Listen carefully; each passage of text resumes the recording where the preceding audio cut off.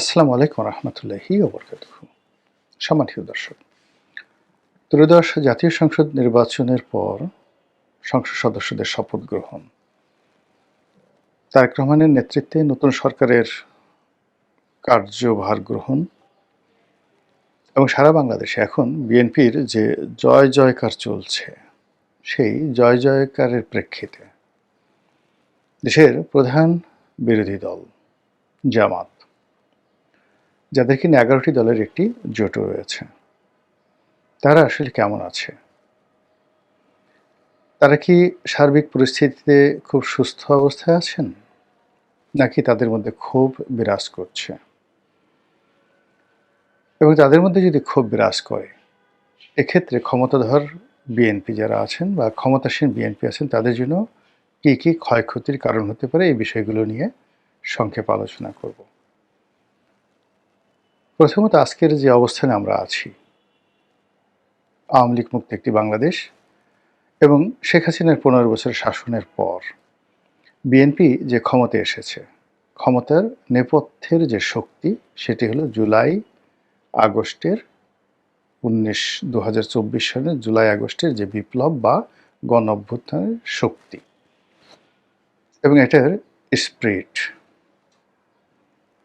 বলা হয়ে থাকে যে জুলাই আগস্ট বিপ্লবের যে মাস্টার মাইন্ড, এটি অ্যাবসলিউটলি জামাত, এবং জামাতের প্ল্যান এ, বি বা জামাতের যে প্রক্সি টিমগুলো ছিল, তারাই আসলে এখানে মূলত এই জুলাই আগস্ট বিপ্লবের নেপথ্য কারিগর। পরবর্তীতে ডক্টর মোহাম্মদ ইউনূস ক্ষমতায় আসা, তারপর উপদেষ্টা মণ্ডলীদের ক্ষমতা গ্রহণ, এর সঙ্গে মার্কিন ডিপ স্টেট পলিসির অনেক সংযোগ ছিল, যোগাযোগ ছিল। কিন্তু কার্যত গত 17টি মাস ধরে সরকারের উপর যে আধিপত্য, বলতে গেলে শতভাগ আধিপত্য এবং নিয়ন্ত্রণ ছিল জামাতের এবং এনসিপির। তো সেই অর্থে তারা যেভাবে নির্বাচনের কথা ভাবছিল, যেভাবে বিজয়ী হওয়ার হিসাবপত্র কষছিল, সেটি হয়নি।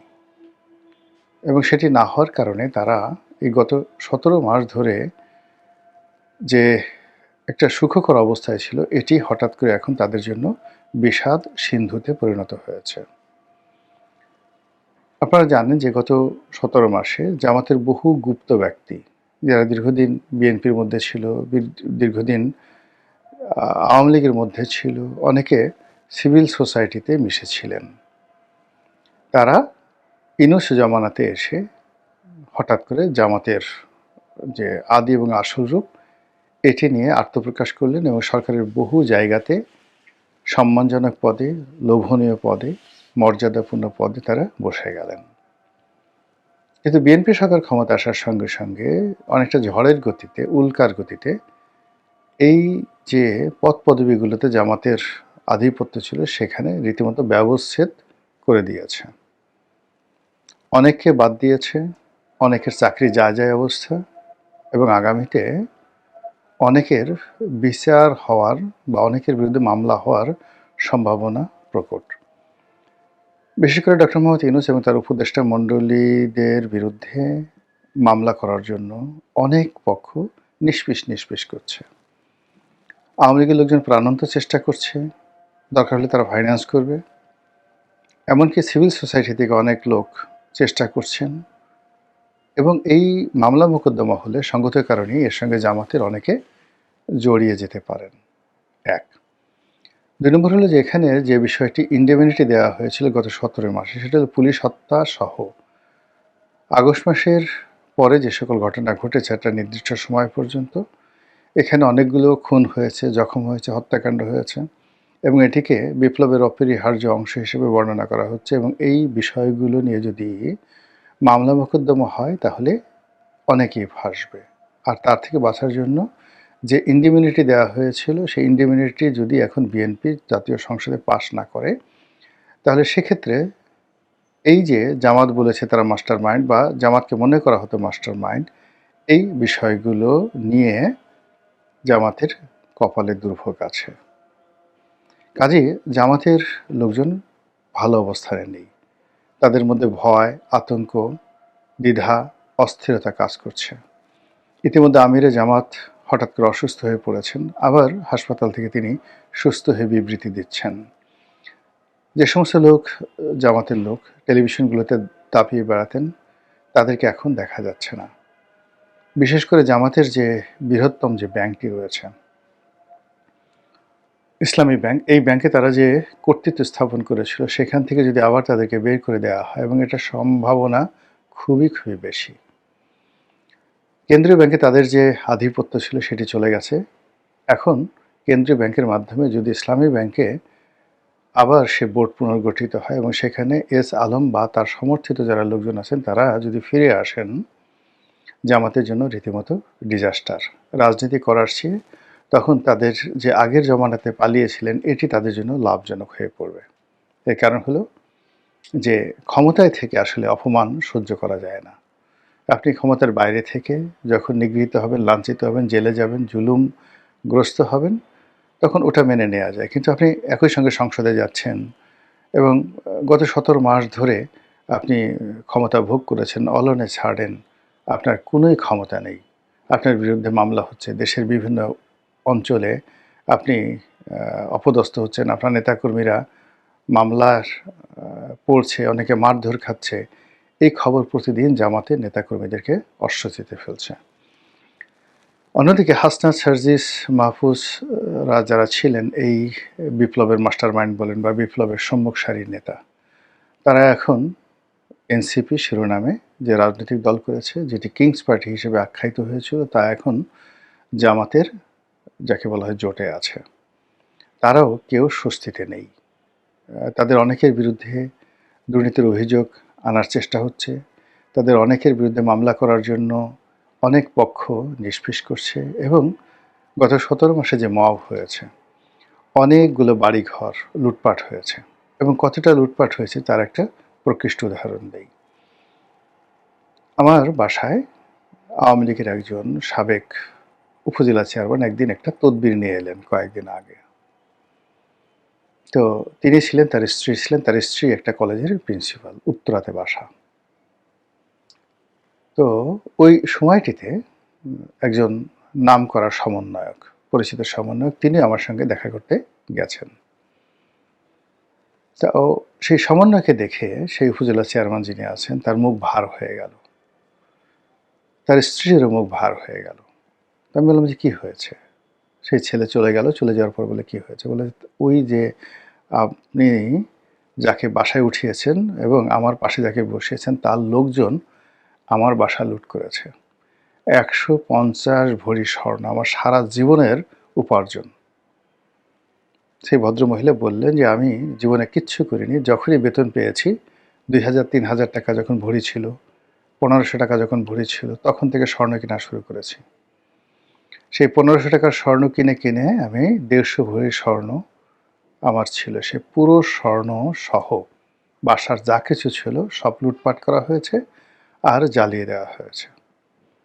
এরকম অসংখ্য ঘটনা ঘটেছে গত ১৭ মাসে, যেগুলোর আর্থিক মূল্য আপনি হিসাব করতে পারবেন না। এখন ওই ভদ্রমহিলা যদি সুযোগ পান, তিনি অবশ্যই মামলা করবেন। ওই ভদ্রলোক যদি সুযোগ পান, তিনি অবশ্যই মামলা করবেন এবং যারা এই কাজগুলো করেছেন তারা খুব ভালো করে জানেন যে আসলে গত ১৭ মাসে কী হয়েছে এবং এই কারণ কী হলো, এনসিপির মধ্যে এক ধরনের অস্থিরতা কিন্তু বিরাজ করছে। অন্যদিকে সংসদ যেভাবে গঠিত হচ্ছে, তাতে করে জুলাই সনদ কিংবা উচ্চকক্ষ বা সংবিধান সংশোধন, ডক্টর মোহাম্মদ ইউনূসের যে ডিজায়ার, তার সেফ এক্সিট, তার বিদেশে যাওয়া, বাংলাদেশে থাকা, তার কর্মকাণ্ডের ইন্ডিমিনিটি, সব কিছু এলোমেলো হয়ে যাচ্ছে। সরকার ঝড়ের গতিতে যেভাবে সিদ্ধান্ত নিচ্ছে এবং অনেক সরকারি কর্মকর্তা যেভাবে বিএনপির গুণগান গাইছে এবং বিএনপি যেভাবে সব কিছু নিজেদের করায়ত্ত করে নিয়েছে, তাতে করে একটা সময় যে আওয়ামী লীগ ছিল, আওয়ামী লীগের দ্বারা তারা নিষ্পেষিত হয়েছিল, কিংবা গত ১৭টি মাস ধরে তারা এই একটা নির্বাচনের জন্য ডক্টর মোহাম্মদ ইউনূসের পেছনে ছিল এবং তারা কোনো অবস্থাতে জামাতের সঙ্গে কনফ্লিক্টে যায়নি। তারা এনসিপির নেতাদেরকেও তোয়াজ করেছেন, তদবির করেছেন। এই জিনিসটি এখন তাদেরকে দেখে বোঝাই যায় না। যে সকল বিএনপি নেতা এখন মন্ত্রী হয়েছেন, অনেকে হয়তো এনসিপির নাহিদ ইসলামের সঙ্গে একটু ফোনে কথা বলার জন্য, একটু দেখা করার জন্য তারা উৎপেতে থাকতেন, কিংবা জামাতের আমির বা অন্য শীর্ষ নেতা যারা রয়েছেন, মিয়া গোলাম পারওয়ার, তারপর আরেকজন আছেন ডাক্তার নায়েবে আমির, তো ওনাদের সঙ্গে দেখা হলে, কথা হলে, মানে বিএনপির অনেক নেতাদের মুখে বলতে গেলে পূর্ণিমার চাঁদের হাসি চলে আসতো। এখন জামাতের আমির ইচ্ছা করলেও বিএনপির সেই সকল নেতাদেরকে টেলিফোন করে পাবেন না, তাদের সাথে দেখা করতে গিয়ে ঠিক আগের মতো সেই অবস্থায় থাকবেন না। এবং তিনি তার যে দরবার, মগবাজার দরবার, তার বাসার যে যে বাসভবনটি, এটি যেভাবে গত 17 মাসে মূল্যায়িত হয়েছে, রাষ্ট্রদূত গিয়েছে, ব্যবসায়ীরা গিয়েছে, বিভিন্ন মানুষ গিয়েছে, তো এটা একটা আনন্দ আছে, এটা একটা তৃপ্তি আছে, সেই জিনিসগুলো এখন নেই। না থাকার ফলে কি হলো, জামাত সঙ্গত কারণেই বিক্ষুব্ধ। এই কারণে বিক্ষুব্ধ যে তারা যেভাবে চেয়েছিল সেভাবে হয়নি।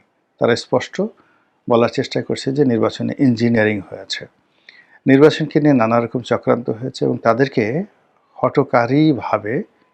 হঠকারিতার সঙ্গে অনেক পদপদবীতে যেমন তাদেরকে সরানো হয়েছে, আবার নির্বাচনে তাদেরকে হঠকারিতার আশ্রয় নিয়ে পরাজিত করা হয়েছে। তারা ক্ষমতায় কাছাকাছি প্রায় চলে এসেছিল, এই ধরনের কথাবার্তা। আরও অনেক কথা সামনে বেরোবে, সেই কথা হয়তো যখন রাজনীতির পরিস্থিতি উত্তপ্ত হবে তখন আরও অনেক কথা বের হবে। এখন কথা হলো যে বিএনপি এখন রাষ্ট্র ক্ষমতায় আছে, জামাত সেখানে অভিমান করলেই বা বিএনপিকে আসে যায়, রাগ করলে কি আসে যায়, বিক্ষুব্ধ হলেই বা কি আসে যায়। জামাত যদি নিজেদের কপাল নিজেরা সারাদিন ঠুকতে থাকে, তাতেও কি বিএনপির ক্ষতি হবে? অবশ্যই হবে। এই কারণে বোঝার চেষ্টা করেন, গত 17 মাসে গুপ্ত অবস্থায় থেকে তারা আওয়ামী লীগের মতো একটা শক্তিশালী দলকে, এবং সেই আওয়ামী লীগের যারা তাবেদার ছিল, তারা প্রমাণিত তাবেদার, ক্রসফায়ার বলেন, গুম বলেন, হত্যা বলেন, অর্থ বলেন, মৃত্যু বলেন, সব কাজে আওয়ামী লীগের যে সকল আমলা কামলা ছিলেন, তাদের যে এক্সপার্টিস ছিল, তার 100 ভাগের 1 ভাগ এক্সপার্টিসও এখন বিএনপির পক্ষে যারা দাবিদারি করছে তাদের নেই। তো সেই পক্ষটিকে টানতে 2024 সনের জুলাই আগস্ট মাসে এই জামাত এবং তাদের যে প্রক্সি গ্রুপগুলো রয়েছে, তারা অনেকটা ইরানের মতো করে যেভাবে তাদেরকে যুদ্ধের ময়দানে এনেছিল এবং নাস্তা নাবুদ করে শেখ হাসিনার ক্ষমতার পরিসমাপ্তি ঘটিয়েছিল, সেই অভিজ্ঞতা তারা কিন্তু জমা দেয় নাই। বা যদি বলা হয়ে থাকে যে এইখানে অনেক বিদেশি অস্ত্র, আমি বলছি না জামাত, কিন্তু এখন সবাই ওপেন সিক্রেট যে জুলাই আগস্ট বিপ্লবের সময় অনেক অবৈধ অস্ত্র ব্যবহৃত হয়েছে, স্নাইপার রাইফেল ব্যবহৃত হয়েছে, সেগুলো তো এখনো জমা দেওয়া হয়নি, উদ্ধার করা হয়নি। কাজেই এই অবস্থাতে জামাতের মাইন্ড করা, জামাতের বিক্ষোভ, জামাতের খুশি, রাজি নারাজি সব কিছুই কিন্তু সরকারের জন্য খুবই গুরুত্বপূর্ণ। বিষয়টি সরকার বা জামাত কিভাবে মূল্যায়ন করবে, নিজেরা নিজেদেরকে কিভাবে যাকে বলা হয় নেগোসিয়েশনের একটা জায়গাতে নিয়ে যাবে, বা একে অপরের কিভাবে প্রতিদ্বন্দ্বী হবে, এটা একান্তই তাদের ব্যক্তিগত ব্যাপার। মহান আল্লাহ আমাদের সবাইকে হেদায়েত দান করুন এবং হেফাজত করুন। আসসালামু আলাইকুম ওয়া রাহমাতুল্লাহি ওয়া বারাকাতুহু।